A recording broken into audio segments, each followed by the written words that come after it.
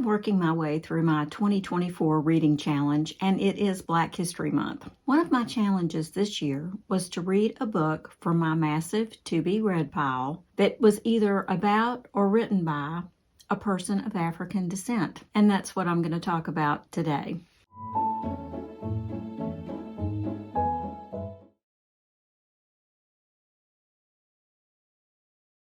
Hi there, I'm Linda Maxey, the author of the Library Lend Guides to Superlative Nonfiction Books. A couple of summers ago, I made a trip down to the International Civil Rights Center and Museum in Greensboro, North Carolina. I went with a couple of friends. We all worked together at one point teaching at the same high school. One of my friends is a social studies teacher who was preparing to teach an African American history course at the school. So we decided to check out the museum, both to learn and to see if it was a good place to take students for a field trip. Now, this museum is in the old Woolworth building in downtown Greensboro where the 1960s civil rights sit-ins took place. They've preserved the lunch counter where it all occurred, and if you're ever in the Greensboro area, I recommend it. They've done a wonderful job of both preserving and presenting the history of the Greensboro sit-in and the history of civil rights in America. I found this book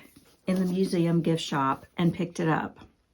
It's How to Be an Anti-Racist by Ibram X. Kendi. I always like to buy a book when I visit a museum.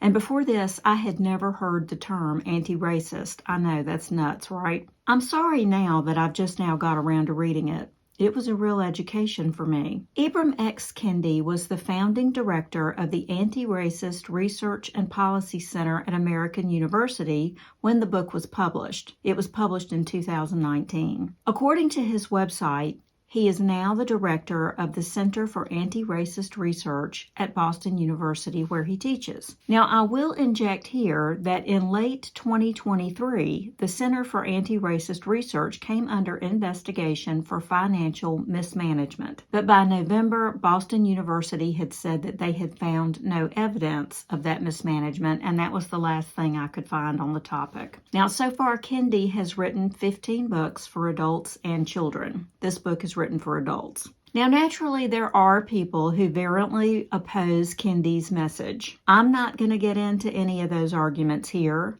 I'm just going to give you my understandings of what the book actually says from reading it and my thoughts on it. I wasn't sure what I expected when I first read this book. I haven't read Kendi's most famous work, Stamped from the Beginning, but after reading this one, I think I'd like to. This is a personal book that discusses Kendi's journey through life as a Black male. He was brutally honest about his experiences both as a recipient of racism and of his own personal racist ideas. For me, it was an eye-opening exploration of humanity and how we treat each other. It's been lauded for its exploration of race relations in the West, but I think it's much more than that. I think Kendi gets across that this is a human problem and it needs to be tackled on that level. Of course, he spent a large chunk of his early life angry over his encounters with racist behavior from white people. That's completely understandable. I would even say a given. I expected most of the books to just be examples of racist actions set forth to help white people who read it understand the cultural advantages that they've historically held. But this book went far, far beyond that. He begins the book with a speech he made on Martin Luther King Jr. Day about Black society. He won an award for this speech. In the speech, his 17-year-old self railed against Black people who didn't work hard enough, who didn't try hard enough to make it in white society. He says he picked up a lot of these talking points from people in his parents' generation.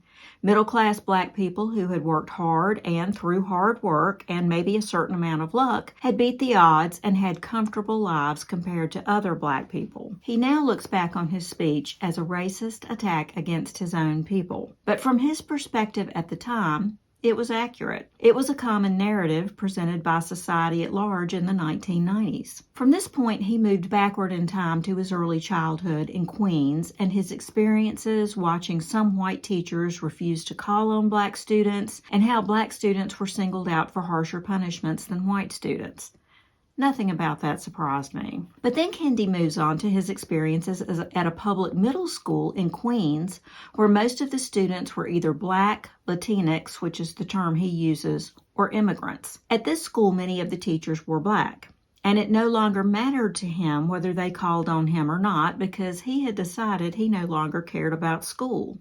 He only cared about basketball. Then he talks about a horrific beating he witnessed on a school bus.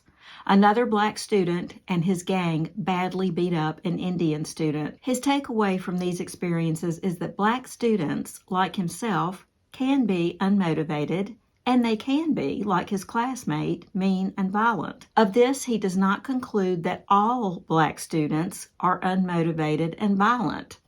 That wouldn't make sense, would it? He knew many who are not. And this is where things got interesting for me. He starts to take a dive into all the ways he's witnessed Black people denigrate themselves. When his family moved to Northern Virginia when he was in early high school, the other Black students didn't like him. Why? Because they sensed he looked down on them. And why did he do that? Because they weren't part of the cool New York City street scene that he had been a part of when he lived in New York. Their accents and clothes weren't cool or cutting edge, but he gradually came to realize they had good things about them too.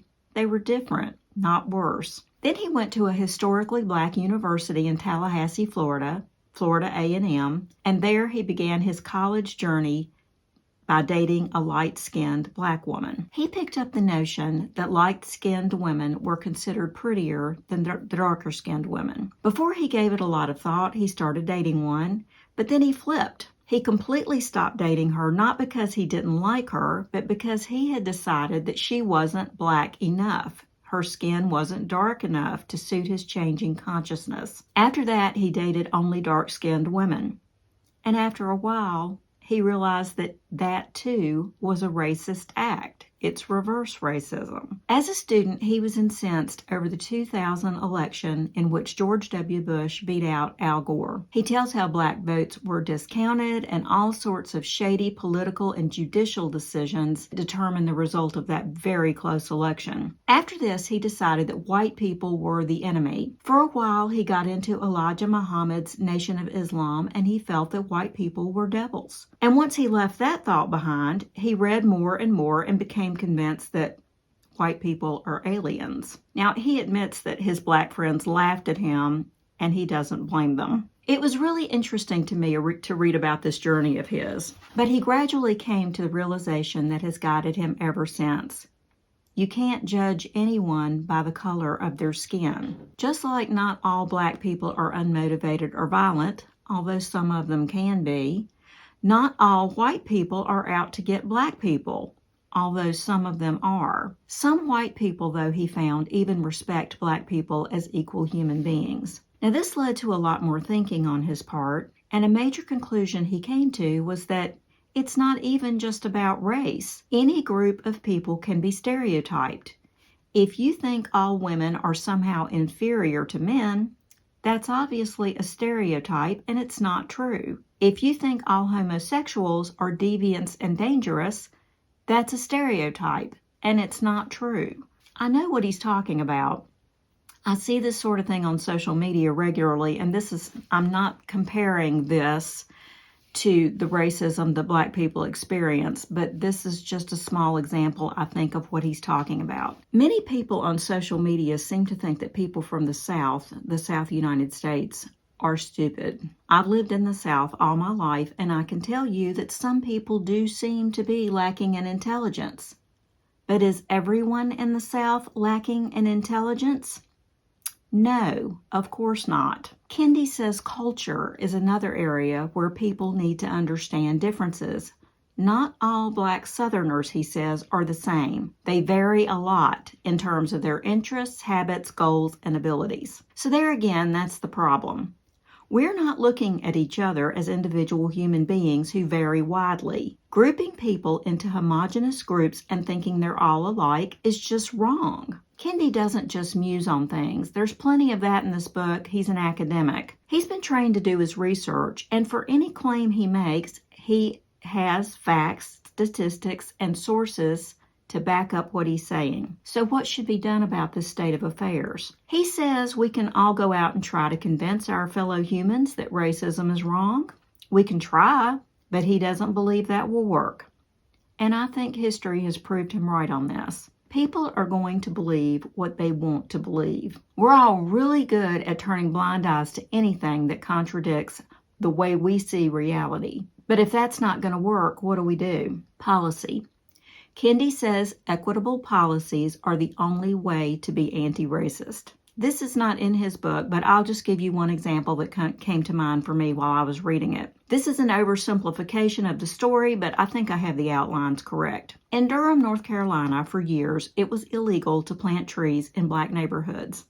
I'm not sure why. I don't know the details. I just remember hearing a news story about it. But the result of that policy was that black neighborhoods are now hotter than white neighborhoods that have tree-lined streets. And that's common sense. Trees absorb heat, asphalt ramps it up. Common sense. So why are black neighborhoods hotter? Because of racist policies. Kendi says an anti-racist person supports anti-racist policies. A racist person doesn't. It's that simple. An anti-racist would support black individuals being allowed to plant trees in their neighborhoods. It doesn't matter that some people object to those trees for whatever reason. According to Kendi's reasoning, if black neighborhoods are treated equitably, maybe it would become obvious that nothing bad is going to result from planting trees there. He ends this book with a touching revelation about himself that I won't reveal. So what did I think? I think it's a really good book. I truly think that, yes, Kendi is standing up for his people. He's a man of color. What's wrong with that? He presents arguments for fairness to people of color. What's wrong with that? He also presents arguments for fairness toward the disabled, Native Americans, older people, and the poor, no matter what their race. This is not just an anti-racist book. It's a pro-human book, and I recommend it to anyone that cares about others. So that's it for me today. Thanks for watching, and you can leave comments below. And until next time, happy reading.